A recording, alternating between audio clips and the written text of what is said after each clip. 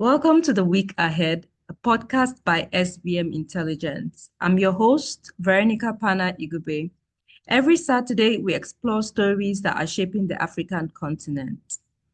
The China Development Bank granted Nigeria a 257.76 million loan for the Kano-Kaduna Railway project. During China's foreign minister's visit, Minister Wang visited Nigeria. President Tinubu urged the expansion of the 2 billion currency swap, revisiting the 50 billion Africa aid package, and supporting Nigeria's UN Security Council bid. China pledged to deeper collaboration and implementation of the FOCAC agreement. How will the railway loan and stronger ties with China impact Nigeria's development?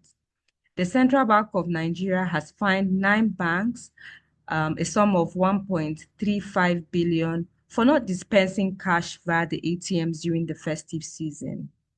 It also partnered with security agents to curb illegal cash sales and enforce withdrawal limits for POS operators. What can banks do to comply with the cash availability guidelines? Ghana's inflation rose to a 23.8% in December of 2024 due to high food prices, with energy sector debt reaching $3 billion. The energy minister-designate John has proposed private sector involvement to enhance power distribution efficiencies in the country. This is to aid Ghana's economic reform growth. Joining us for insights is the policy analyst, Samuel Atiku. Welcome, Samuel, to the podcast. Thank you for having me on the podcast. It's always great having you. So let's jump on it and just start with the China-Nigeria relations. How can Nigeria leverage this strategic partnership? So we have China adding a loan to Nigeria to deepen our railway system and strengthen our infrastructure. And we're seeing that happening between the Kaduna-Kano Railway. And also, they're also pledging to support our bid to the UN Security Council, as well as the 2 billion loan promise. So how do you think that this relationship would strengthen Nigeria and aid us to achieve some of our goals? Yeah, I think it's important to understand the origin itself that necessitates all this that is happening. First, in terms of trade between countries, some people tend to have advantage over others. And in the case of China and Nigeria, I think it's important to quickly clarify that the trade between Nigeria and China seems to be not necessarily balanced. For instance, if you look at 2023, I think imports of goods from China by Nigerians was in the threshold of about $20 billion compared to the volume of goods that China is taking from Nigeria, which is, I think, estimated to be around 2 billion, if I'm correct, putting us in a deficit of almost $18 billion, meaning that the Chinese economy is not necessarily buying things from Nigeria. Nigeria is actually more dependent on the Chinese economy, and then we have about 18 trillion naira deficit. Now, how do you bridge that deficit? Remember, even what we sell to China is primarily crude oil, and there may be some other mineral resources, of course, many things that are in their crew from. So how do you balance it? That was what necessitates Nigeria using that. I remember during the Obasanjo era, we actually did put a lot of pressure on China to actually see through some things. And that led to a whole lot of things. One of it is that China was going to actually use some of those resources, right? Find a way of actually plowing back into the economy to actually help boost our economy. To your question, there are positives, right? Regardless of if you look at this arrangement, it comes in twofold: funding our infrastructure and then expanding the currency swap agreement. In terms of the positive, we can look at it that yes, Nigeria is in dear need of more infrastructure. We need to, in fact, we need to connect all our states in Nigeria by railway so that transportation can be seamless. We can move goods, we can move people easily. Now, the big question is that putting this money, if the money is utilized correctly, definitely it will raise the standard of our infrastructure. That's important. We can all see how the Lagos-Ibadan railway line had changed, I'll call it significantly, the trade between Lagos and Ibadan. And if you look at the Abuja-Kaduna railway line, not minding the crisis that happened at one point in time, a whole lot of things have changed. Even people in Lagos, if you look at jumping on the metro rail, right, the light rail system, you could see how things are different. And that's the implication itself. Anytime you invest in infrastructure, number one, it cuts time that you spend maybe commuting, meaning that it frees up more cash to spend on other things. And those things could actually be discretionary, it could be essential, but one way or the other, you're boosting the economy. That's one. The second thing also is to think about it in the sense that the currency swap arrangement that comes with this, they call it the panda bond itself, could, if we use it effectively, we could actually use it to begin to diverse our export basket, meaning we can invest it in other things. Well, that's subject to a lot of arguments, right? Whether we are doing that or not. I'll talk about job creation. Anything that brings job to the economy is something that should be welcomed by all. We have a lot of young people in the country that don't have jobs. So definitely this will certainly create jobs. And of course, the job may not be in their millions, but if you look at the cascading effect of creating, let's say, 2,000 jobs on the economy, it means that that baker can sell bread to people constructing, meaning that the baker needs to employ people. And because you've employed, so the cascading effect, which we call the trickle-down effect, or how people call it, it goes deep into the economy, and that could actually be a positive thing in Nigeria. I will talk about the diplomatic gain itself also. If you look at Nigerians' relations, the world order is changing, whether we like it or not. The world order is say if you have a close relationship with China, I think one way or the other, it helps you in one way or the other. And that's where you want to be as a country. You want to be in a position whereby the big wigs, the people playing big time, actually see you as a credible partner. And that's where that is playing into Nigeria. And finally, I will say that we've relied heavily on Western loans over the years. I will remember the Paris Club borrowing that we took some years ago. We took a whole lot of debt, and then they become a big shock on our neck that force. And when you do that, of course, the Western bodies will force you to begin to implement certain economic policies that may not necessarily be beneficial to your economy. Of course, that's the perception.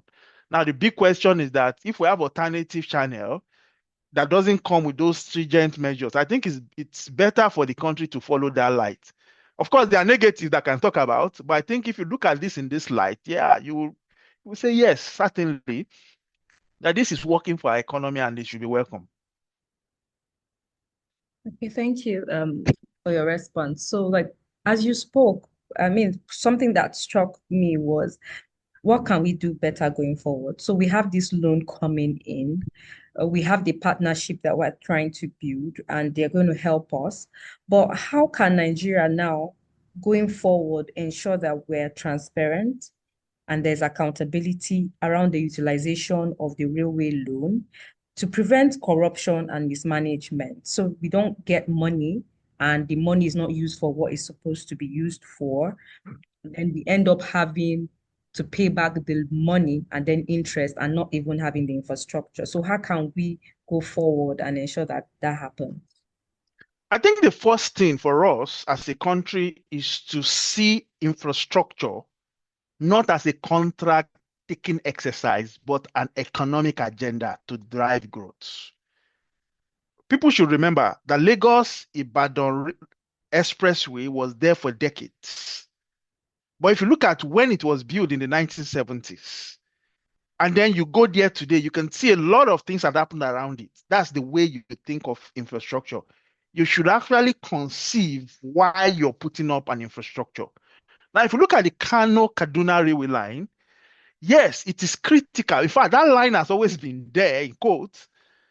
It's critical to integrate local industries and to ensure that industrial feedstocks can actually get to factory. If we think about it in that light, definitely that would be the goal, right? It becomes easier for you to conceive why that thing should actually come into place and why we need to hurry it up. But if we see it as just a political bus ticking exercise, oh, we have a railway line now, everybody clap. See, if you go to Abuja, the Abuja light rail system has been there. The frequency is abysmal. The railway is there rotting away, nobody's using it. The question is that why did you put it there in the first place? Why can't we invest in other things? It's because when it was being put together, I don't think they thought deeply about the economic implication of what they were doing. And that's why, or maybe the person that built it thought about it, but the government that came in after felt that's not important to us. So that's the first thing we need to think about. How does this arrangement, this new infrastructure that we are putting on ground, how are we going to use it to boost our, number one, the local industries? How are we going to use it to drive our export activities? That's one thing you want to put on paper. It's not that you think about it in your mind. You want to put it on paper and communicate with people. That's the first thing. The second thing to think about is how do we use it to enhance economic diversity? And that's all about planning. Agriculture. We have a lot of agriculture. That's agriculture. In fact, around that axis, you have a lot of agricultural products going on. We are putting in a railway on the ground there, right? What are we going to do to ensure that our produce are well packaged and they are jumping on those rail lines to make trade, even if it's between Kano-Kaduna and Abuja? What are we doing in that light? We need to put that on paper. Now, remember the mining industry is there, massive around that axis. There's potential for tourism within that ambit itself. Where are the tourist locations? So if I'm in Lagos, I can jump on I'm just saying that loud. I can jump on the railway and actually visit some sites. Have we been able to draw those maps and put it together? We need to think about that also as we go ahead. Mm. Number three, so that I don't talk too much, we need to think about how can we see Nigeria, we felt we need to build a new city, and then we built Abuja. The question is that when we built Abuja, there was a purpose for building Abuja. And look at Abuja today, it's been built. I think it was built by Nigerians for Nigerians, right? Yeah. Think about it in that light. We need to think of every infrastructure that we are building it for Nigerians. We are using it to create jobs, construction jobs. We are using it to do all those things. So I'll conclude by saying this. We need a very powerful integrative plan on how our infrastructure will support our economic growth. I think that will be the starting point for our country. Once we have that on paper, then you could market that to people, and then people can see the benefits in it, and that's what will draw investment. If you just build a railway and nobody's talking about it, you don't know why you are building it in the first place. Of course, nobody will come and begin to invest around that corridor. So you need to be able to communicate this thing clearly, and then with that, leveraging public-private partnership around that corridor, reducing costs, and then, of course, enhancing your productivity. Definitely, we could move our country to the direction we want it to go. I think that's what I will say in terms of how I think about this project. I mean, those are like brilliant ideas because it's about having a roadmap basically and having a strategy. Because once you have that, it's easier to communicate that to the people. It's easier for people to see ways they can plug into that as well as get partnerships as well. That was brilliant. So let's move to CBN and their fines on banks for their non-compliance. I mean, they are saying during the festive period, they saw that a lot of commercial banks or banks in Nigeria were not putting money into their ATMs and they got fined. Um, what systematic challenges might you think that banks are facing that is affecting their adherence to the cash distribution policy? And how do you think they can address this? I think this is all about one of the biggest challenge. I think we, at some point in time, we've talked about this before. The truth is that every December in Nigeria, there's always this big problem with cash, and that's never gone away. True. And if you speak with most bankers, they will tell you it's an operational problem, it's this one. All those things boils down to lack of planning. But from the perspective of the bank, I would say the first thing is to, I mean, how do you ensure that you have cash in all your ATMs during peak demand periods? That's a logistic problem. It's a logistic challenge. It's not a regulation challenge. Have the CBN been able to prove that the challenges that we are having, that we typically have every year, was deliberate, or was it a logistic challenge? Now, if it was deliberate, then definitely you could find people. If it's a logistic challenge, the big question is that why did it happen last year? Why did it happen in 2022, in 2021, in 2019, in 2018, in 2017? Who had you set up? What had the central bank done to critically evaluate the logistics of moving funds around this period, this peak, I'll call it the peak demand period. It's not only peculiar to December's during festive period. It's also very peculiar during Easter, during the Layer festival. We tend to have similar challenges. The question is that what investigation and what white paper is the central bank relying on to arrive at its conclusion? That's the first one. The second one is the cost implication itself on banks, for banks itself. Cash management system around banks actually are part of banks' operational costs. And if you look at the balance sheet, or if you look at the P&L, the profit and loss account of most of the banks in Nigeria, you will see that operational cost one way or the other is going up. So essentially, if you look at it, anytime you increase the price of PMS, they are seeing security around you. There are challenges with roads and all those things. They put cost on banks also, meaning that the cost for moving cash from point A to point B increased significantly, has increased, whether we like it or not, because it comes with inflation. The question is that the trigger point that is actually forcing banks to actually, again, because of profitability, you are actually deciding to deprive your people of cash that they need at a particular point for your own profitability. Again, we need to investigate to say, okay, this is what is happening. Now, I worry also about overregulation, whether we like it or not. I remember before this time, we had a lot of ATMs being put around the whole place, right? The CBN Mm, came up with regulations and said, no, don't do this one. After some time, they say, oh, do this one. After some time, don't do this one. They come up with different regulations. And that creates a lot of questions around what is the long-term plan of the central bank? Is the central bank making decisions based on impulse, based on perception of its leader at a particular point? Or do they have a working plan that cascade over a long period of time to think about this? I won't dwell much on that. Then again, there are security challenges also. So in some locations, you don't know what banks go through to actually move cash to some locations, and what the implications looks like, especially in the long term. We need to look at that. And of course, are you saying that banks should now start paying for policemen to man those places when they're already paying tax? So again, all those things bear down on cost. Of course, there's negative perception, of course, around banks, whether banks are the ones. Of course, if I'm a customer, I can't get access to cash.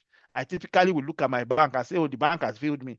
But the truth is this: there are a lot of issues to unpack here, whether we like it or not. Unfortunately, I don't think the central bank is just using armor, right? You're using actually armor, or you're using a nuclear bomb to fight mosquito.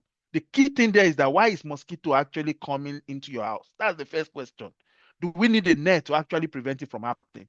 So we need to go and investigate what has happened in clear terms before you can say clearly that this is what Bank A has done, and that's why we are finding that bank.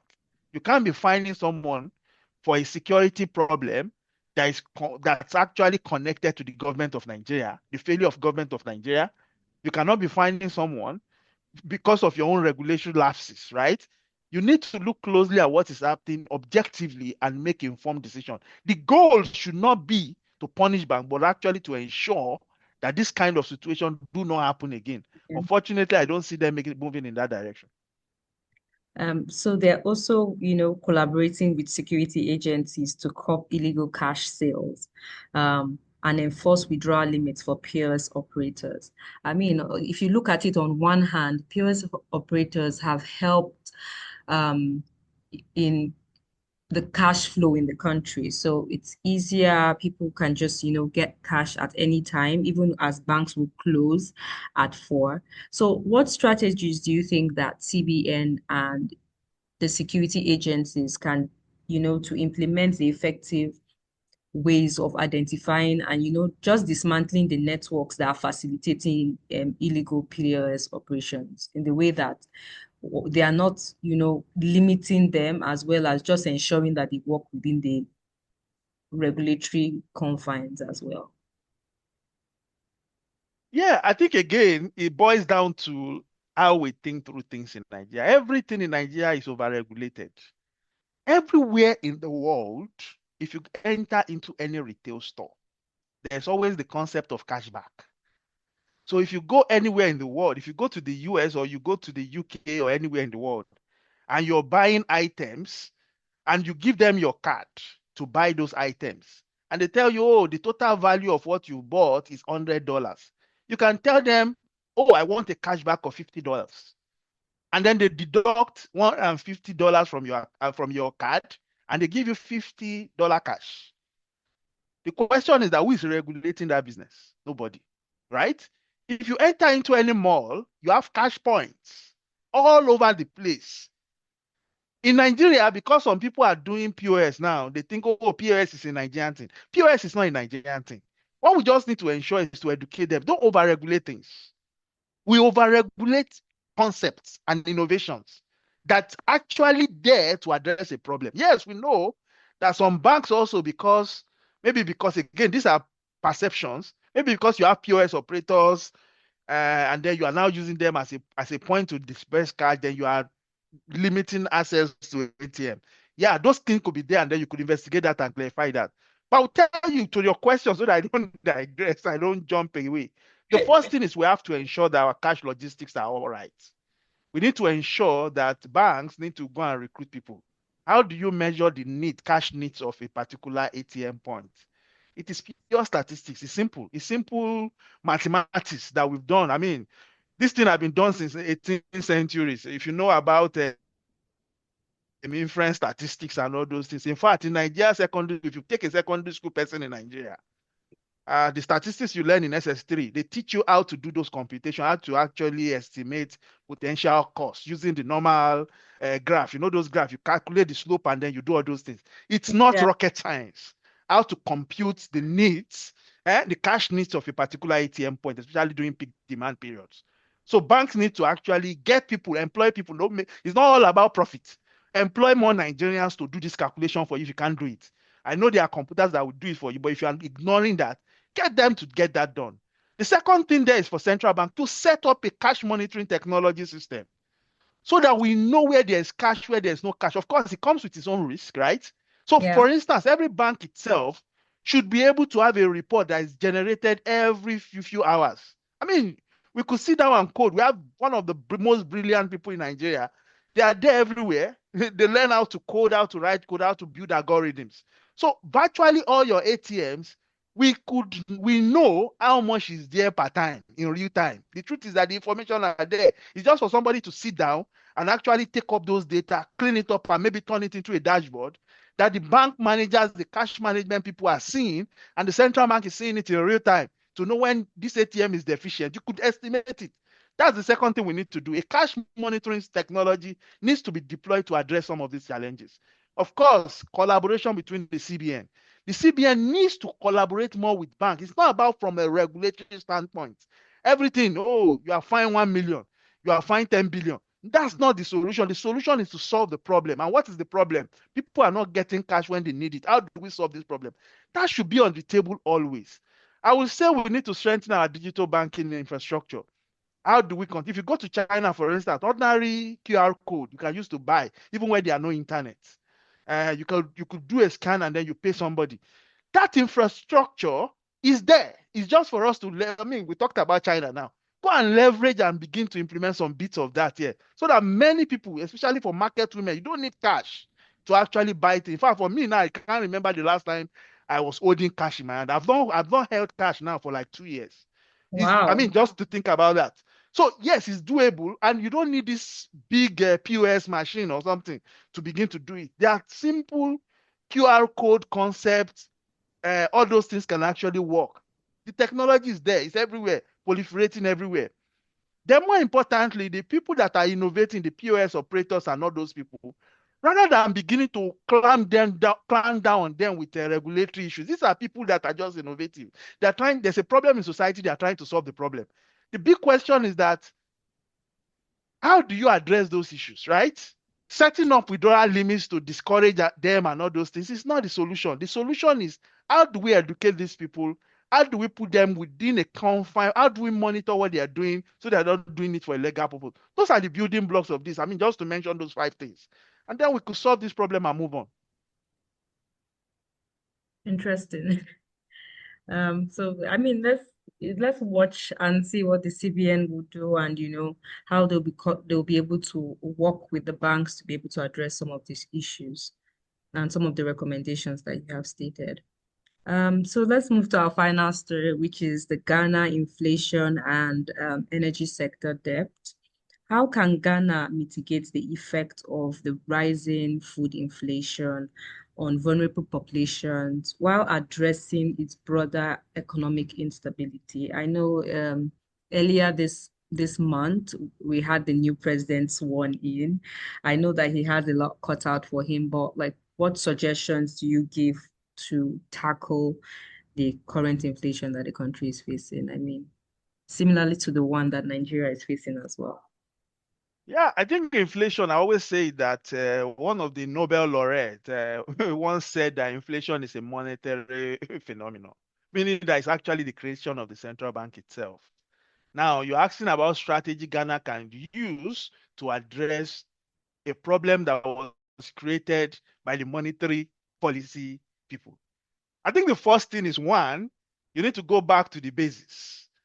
The Bank of Ghana needs to actually reduce money supply within its economy, because I don't think a lot of Ghanaians are borrowing money in that sense. It's just a few people that are borrowing money. It's just that when you begin to create money, expand money arbitrarily, just like you see in Nigeria also, and then some other African countries, when you expand money arbitrarily to solve, maybe to address a deficit within your budget, within federal budget or regional budgets, you create inflation. We need to address that problem. The second issue, of course, I don't want to go deeper into so that I don't sound like I don't begin to use technical jargon. But I think it's important to say that the inflation that you see in Ghana is a creation of the government itself, and they can address it.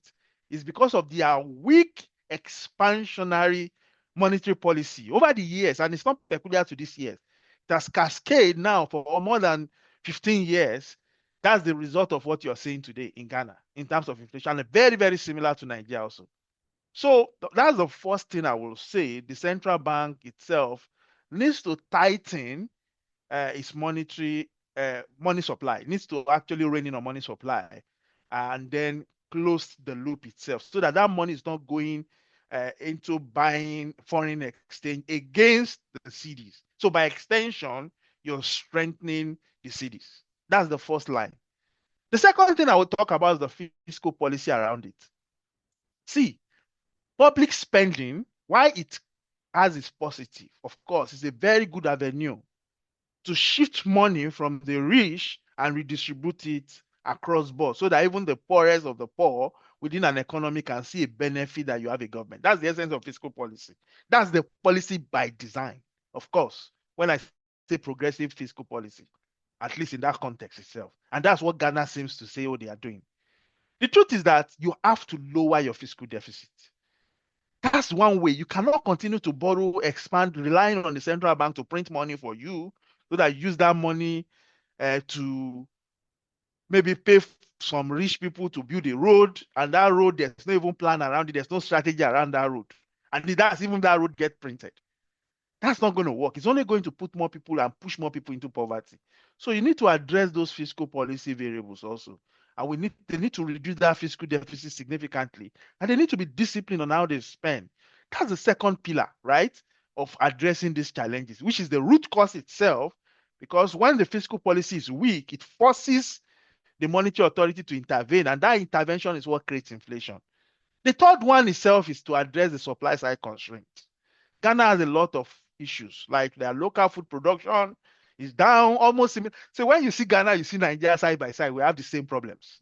And that's why we tend to abuse ourselves. Now, Local food production needs to be upstream. You cannot continue to rely on oil and cutlass, just like Nigeria. Technology that had been abandoned by the Romans over 2,000 years ago. You are still using it now and expect to feed people. That's not going to happen. You need to see food as a problem, right? Rather than buy big jeeps for politicians, buy armor tanks to protect your body alone, you can pull in tractors to begin to address, to begin to cultivate so that you can expand the land that you're cultivating on, and then you can boost up production. You need to begin to think about putting out dredges, right? Using those tractors to mark up the land so that water can flow, and then you begin to do irrigation. Irrigation is not rocket science. Irrigation is just about getting tractor to dig hole in the ground and build like a small gutter. And you don't have to put cement there. Just dredge it. And then you are good, right? Water will flow in. And then you can actually begin to do farming all around. Similar to Nigeria, similar to Ghana, we need to do that. You need to increase access to fertilizer. If you look around you, a lot of fertilizer is there in between. If you look at Senegal up north, they have a lot of potassium that could actually be leveraged under the African Continental Free Trade Agreement. What is Ghana doing in that light? Nigeria has a lot of gas resources. How are you tapping into that? Of course, there's the West African gas pipeline that goes to Ghana already. What are you using to produce fertilizer? Ghana needs fertilizer so that you can upscale your production. That's the next thing you need to do. You need to address supply chain bottlenecks also. Infrastructure, railway, roads, of course. Railway seems easier now because China is helping us. But you need to put those things in place so that food can move seamlessly across the country. And you have Ghana has a lovely waterways. They can leverage that waterways to move goods up and down the whole place so that food price can actually go down. Because again, if you look at the inflation basket in Ghana, the biggest weight actually, again, is connected to food, almost like Nigeria also. Then I will talk about the last thing you talked about. I know it's a long talk. It's about the energy sector. I think Ghana needs to actually reduce. Again, I am an advocate of lower energy costs, diverse your energy source. I don't believe in the concept that Nigeria had adopted. Increase energy source and then force people to reduce demand, there will be electricity. That would never work in a country of 200 million people. The same thing will not work in Ghana. I think for Ghana needs to actually find a way of maybe privatizing some parts of their distribution network, just like Nigeria is presently doing. And then by extension, they can lower the cost of producing those costs to businesses, which is where the problem is. And then they diversify their energy source, maybe into renewables and all those kind of things. I think there are strategies there that can be implemented. I think there are a lot of learning case for us to think about when it comes to energy sector reform in Ghana. And finally, I would say that you need a social protection program in Ghana. The poverty is biting hard, whether we like it or not. The wage, of course, the wage is still higher than Nigeria, but the wage needs to be adjusted to actually be in line and in tone with the reality of the economy in Ghana. Unfortunately, you cannot achieve that immediately. That's a long-term plan. That's a medium-term plan. So in the immediate, what do you do to actually help those people that are struggling? You need to make sure that you have some conditional cash transfer system or a social protection program to ensure that at least to a particular degree, the poorest and the most vulnerable in Ghana can continue to get money at least to feed their family, to continue to live until things actually fix itself. I will end by saying that Africa, generally, the problem of Ghana, the problem of Nigeria is man-made. It is a creation of man and it can be solved by man. Why it's good to actually look up to God for innovations and ways to pathways to take, you need to solve your problem. If you don't solve your problem, nobody will solve it for you. And these are things, I mean, if I pick up books, if you pick up this one, you talk to people, people have different innovative ways of solving this problem. The question is that why are we not aligning and following in that path? I think that's where the biggest question lies. Sure, thank you very much. I mean, it's Africa has to solve the problems of Africa. We have to be our own problem solvers. Thank you very much for your insights. That's all for today. Thank you for joining us, Samuel. Especially every time you join, it's always an interesting episode. And thank you for enriching this episode as well. Yeah, thank you so much for always having me on the podcast. Great. To all our listeners, this podcast is by SBM Intelligence. You can access our podcast by searching for SBM Intelligence anywhere you find podcasts. Don't forget to subscribe if you are yet to. Like, share, and drop your comments in the comment section. For deeper insights into our work, visit our website at sbmintel.com. Remember to connect with us on all our social media platforms. You can find us on X, Facebook, Blue Sky, and LinkedIn at SBM Intelligence. Thank you for tuning in to the week ahead. Join us next Saturday for more updates shaping the African continent.